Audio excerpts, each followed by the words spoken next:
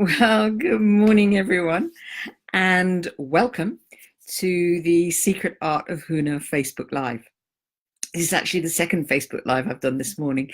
The other one was in the Forgiveness Challenge group, which is absolutely motoring along. It's amazing the bravery of people who've been participating in that. And it's given me lots of food for thought. And one of the bits of food for thought that it's given me is the whole question of self-forgiveness. Now, I've spoken about self-forgiveness on other videos and on other occasions, but I wanted to just hone in on a few things today. And the first thing I wanted to hone in on is, now, I'm no Brené Brown. I think the work of Brené Brown is absolutely amazing, but I'm not Brené Brown, and my thinking is not necessarily totally her thinking. But for me, there is such a fundamental relationship between shame and self-forgiveness. I find that when I support people in forgiving themselves, then they start to release shame. And when I support them releasing shame, they start to be able to forgive themselves. So I've seen this very close relationship between the two. One of the things I teach is Ho'oponopono.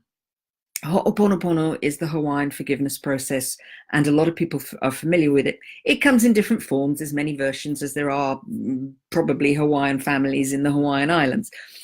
But Ho'oponopono is very much about forgiving others. Now, arguably, when you forgive somebody else, you do actually forgive yourself. But, and certainly in the Ho'oponopono that I teach, we say, please forgive me, I forgive you, so that there is a two-way thing with the other person. But it really is focused on the other.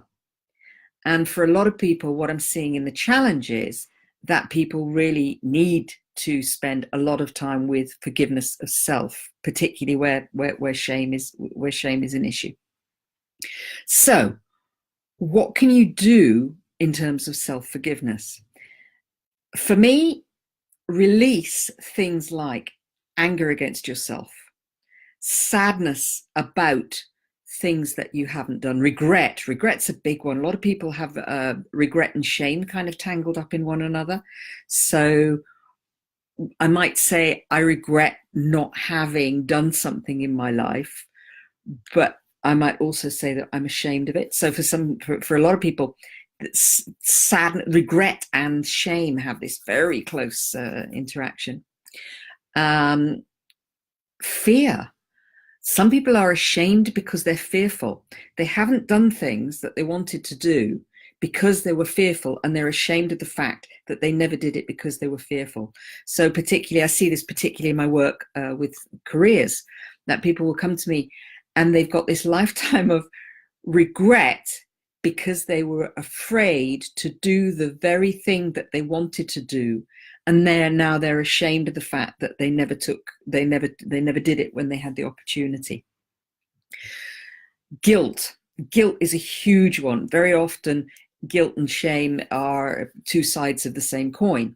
So when you release guilt, you very often also release shame. And if you're not releasing it, then release the shame about yourself.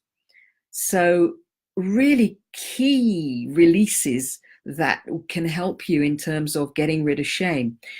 Another way of getting rid of shame is to look at your limiting beliefs that you have about yourselves. Look at the belief that you have, the beliefs that make you feel ashamed. So I'm ashamed because I'm not good enough. I'm ashamed because I'm not lovable. I'm ashamed because I can't do something. I'm ashamed because I'm not a good friend.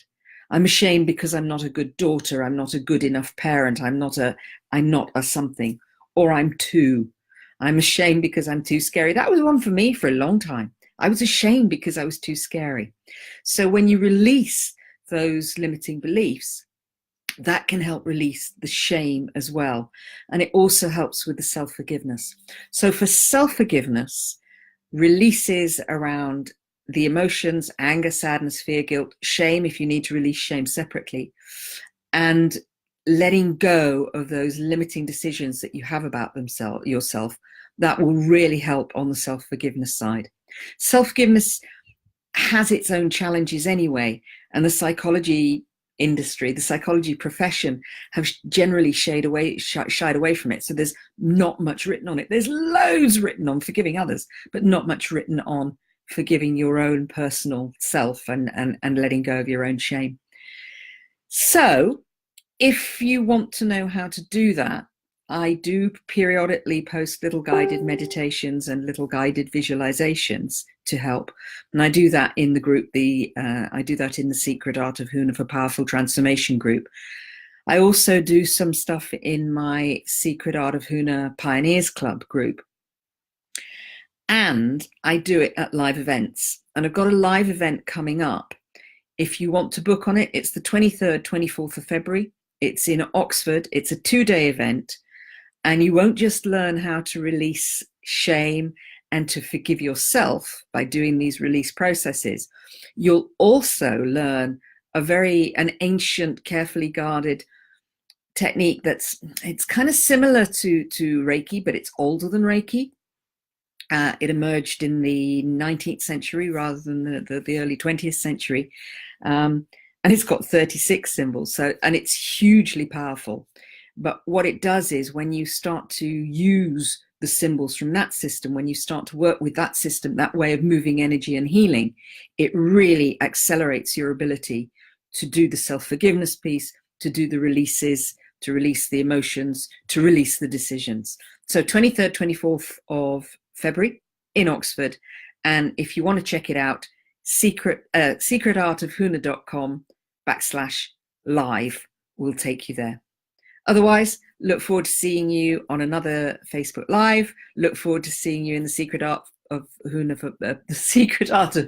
for Powerful Transformation group, or at the live event. Take care and have a good self-forgiving day. Bye now.